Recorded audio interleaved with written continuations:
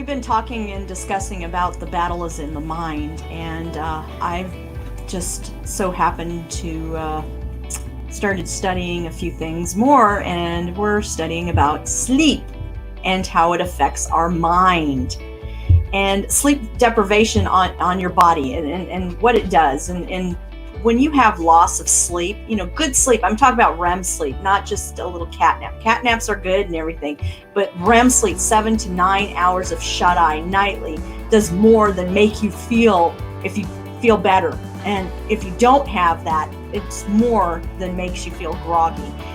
It causes a lot of things. It causes drain in your mental abilities. It puts your physical health at risk, and the cause of sleep deprivation. In a nutshell, sleep deprivation is caused by consistent lack of sleep or reduced quality of sleep. Getting less than 7 hours of sleep on a regular basis can eventually lead to health consequences that affect your entire body. This may also be caused by an underlying sleep disorder. Some people can have sleep disorders, and it also, you're sick. Sometimes it's from being sick, or you're anxious, or you're stressed. We need to just relax. And one of the things that the noticeable signs of sleep deprivation include excessive sleepiness, yawning, irritability, daytime fatigue. Stimulants like caffeine aren't enough to override your body's profound need for sleep. In fact, this can make sleep deprivation worse by making it harder to fall asleep at night. So if you're down in that caffeine, which I'm hoping my husband's hearing this, you're down in too much caffeine. I mean, you're down in like cups and cups of caffeine because you're so tired. That's not going to help you. That's a stimulant. All that does is it stimulates you. It doesn't give you rest. It doesn't give you the rest that your body needs. And in fact, it affects your central nervous system. Your central nervous system is the information highway to your body. So sleep is necessary to keep you functioning properly. But chronic insomnia is disruptive to how your body usually sends information. During sleep, pathways form between the nerve cells and the neurons in your brain that help you to remember new information you've learned. And what it is when you sleep, 1/3 of your brain turns on while the rest of your brain turns off. And that 1/3 of that brain, what it does is it takes your memories, it takes what you've learned, and it files it away in the proper place. If you do not have that sleep, it will not file away those things. You will forget things. It can cause, they believe, they're still doing studies on this, it can cause Alzheimer's.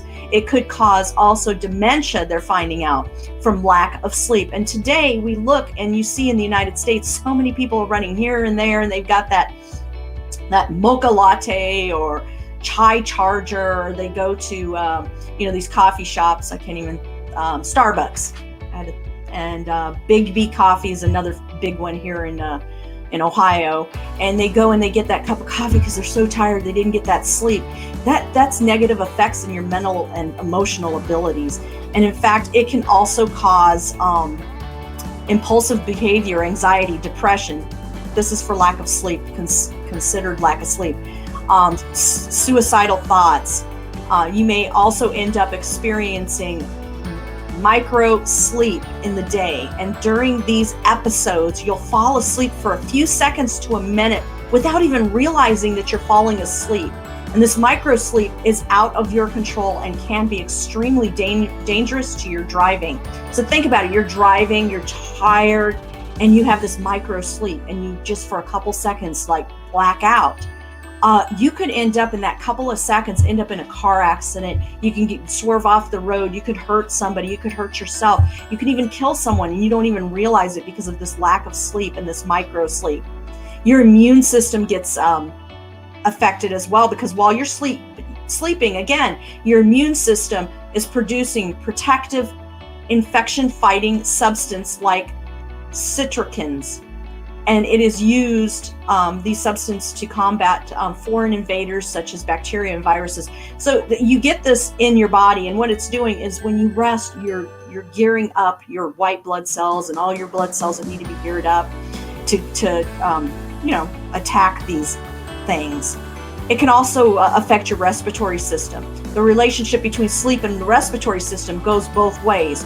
A nighttime breathing disorder called obstructive breathing or sleep, which is apnea, some people have this, can interrupt your sleep and lower the quality of your life. In fact, it can, you don't get enough oxygen in your body, your heart starts to not function according to the way it should function. And as you wake up throughout the night, this can cause sleep deprivation, because you're snoring and you can't breathe and you wake up. Also, we know other things that can wake us up. So sleep deprivation can also make existing respiratory diseases worse, such as chronic lung illness. And then your digestive system. During this time frame when you're sleeping, your digestive system is taking and breaking down all of these things.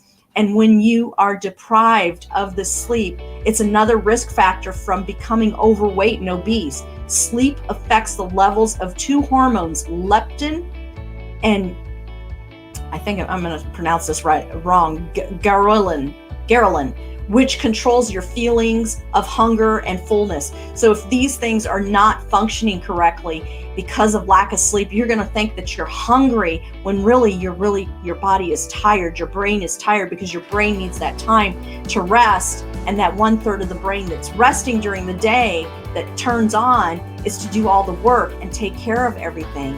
And it's all a balance. Also, it affects your cardiovascular system, your heart. All of these things affect your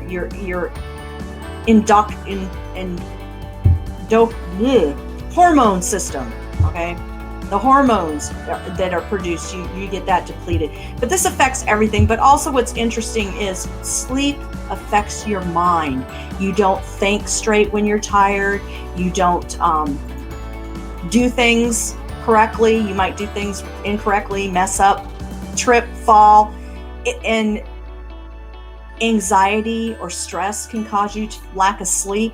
So we need to learn to focus on Yeshua and focus on his word, especially first thing in the evening. And the things that you need, that they suggest you do before you go to bed, is turn off your electronics like about 2 hours before you go to bed. Don't eat 2 to 4 hours before going to bed. Don't eat anything, and try not to drink also a lot of water before bed, because then you're going to be going to the bathroom. Limit your daytime caffeine. So by 12 noon or before 12 noon, if you're going to have that cup of coffee, have it before 12 noon.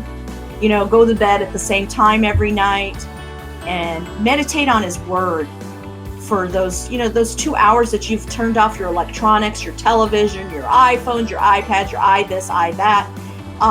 Pick up the word, go read the word and spend time with him before bed, and relax in him and rest in him. Just like, it says in Proverbs 3:24, when you lie down, you will not be afraid. When you lie down, your sleep will be sweet. If you end the day with him, this is what will happen. Also, Psalms 3:5, I lie down and sleep. I wake again because the Lord sustains me. So if we focus on him and have that as our focus instead of the stress of life and what's going on, we will have a better night's sleep. And that's what I have for this health segment. I mean, I could go on because there's so much out there about the mind and health and what there is to do. And welcome, Sherry. It's good to see you. Yeah, I had to see poor May off. Uncle Leon came by to get her. He was waiting out there because they're going down to see about that goat. I think you guys come from the same area. Probably grew up real close to each other. Saying we cousins now. We cousins. I get it, but your dialect is very close, very, very close. So you must. Oh, looky here, somebody from the United States wants to call me. How about that? Language. Sometimes we have to have an interpreter if we're speaking to some of them people up north, because they just don't get it. I have to tell you, she's very well rested. She had a lot of energy, so she's very well rested. Yes, she is. She goes to bed when it turns dark, and she gets up with the chickens. Wow, that's amazing. We almost had some chickens come into the studio there. Okay. Hey, I was going to say this about your segment because I was listening to it. You know, I don't know. I have a very close friend that you know that had hypocalcemia, and she had it for over a year before they operated and removed her parathyroids and her thyroid, part of her parathyroids and her thyroid, because she it was producing too much calcium in her body. It was killing her. But anyway, it caused her to have sleeping problems. Mm-hmm. Because, I mean, when she was going through that, she would stay awake for 3 or 4 or 5 days at a time. And she'd say, I'm so tired and I can't sleep. And I mean, there are actually people that really suffer from this because it's a physical thing.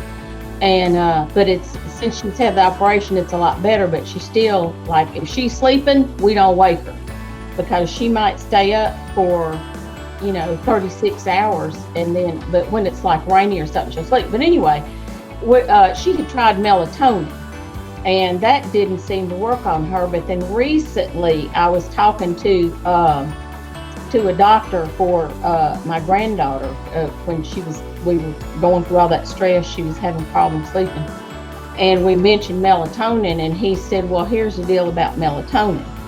He said that if you take like what you swallow, like pills or tablets, he said it usually will not work because it doesn't get past the gastric juices and it doesn't get past the liver. But if you get sublingual, or you get liquid and hold it under your tongue for a minute before you swallow, then it will get to where it needs to go. And we did not know that. Yeah. So I think that's important for people to know, that you can't just go and buy the pills and take them. Some people it will, but if you've got a really good filtering system in your body, it'll filter it all out where it won't get to where it goes. So then you have to go to the sublingual or the liquid and hold it under the tongue. I just thought the other thing about melatonin that you have to be careful with is you don't want to make it a habit of using it constantly. Yes. And it can cause, they say it can cause nightmares, because it's not the melatonin that we're producing. It's something else. And we need to just remember that we need rest. It shows in the Bible. It says in Genesis, right there in Genesis, the first book of the Bible, it says, you get to work these 6 days, just like Yahweh did. He worked and created the world, and then he rested on the 7th day. Then later on, he reminds us to work 6 days and rest. And we need to have that rest, because he knows that our body, he created our body, can only sustain so much, work and movement and thought process. It's like, even women that are out there, they're suffering through menopause and the hot flashes and the night sweats and waking up constantly. I so understand, just it's a balance of hormones as well. We need to balance those hormones in our body. Men and women have hormones that need to be balanced, and sometimes they're off track and off kilter. And then earlier today, I was talking to Mark about medication. Some medications, they say, will make you sleep, but they're like anesthesia. All it does is it just makes you not rest, like the restful sleep that you're supposed to have. It just gives you that sleep to where you think that, oh, I got the rest, but really your mind it's more of unconscious. Yes. It's not sleep, it's not rest, it's unconscious. And that's what happens with anesthesia, is that your consciousness of knowing that there's a violation of your body.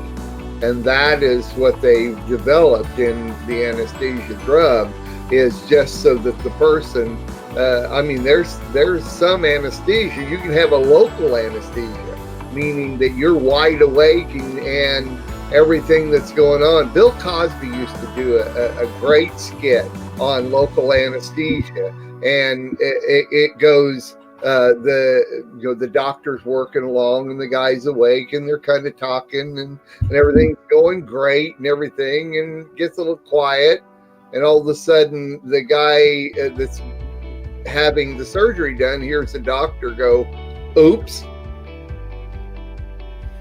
Yeah. The guy says, "Oops? What do you mean saying oops? I know what I've done when I said oops. What did you do?" So anyway, there's and then there's the Carol Burnett on the Carol Burnett show, I can't think of the two comedians that are there, and one's a dentist, and he takes to take the anesthesia, but he sticks himself, and he's like kind of yeah. Oh, yeah. Tim Conway. Tim Conway, Tim but the guy was the other guy. Yeah. Amazing stuff. Yeah, very good. Got to get your sleep, that's for sure. Yep, in order to have a good, healthy mind. So that's it for health.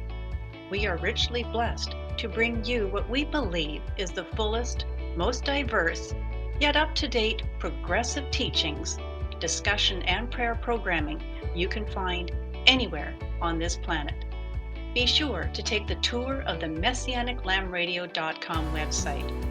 I'm Susan Hoogie, thanking you for joining us on the Messianic Lamb Video Network.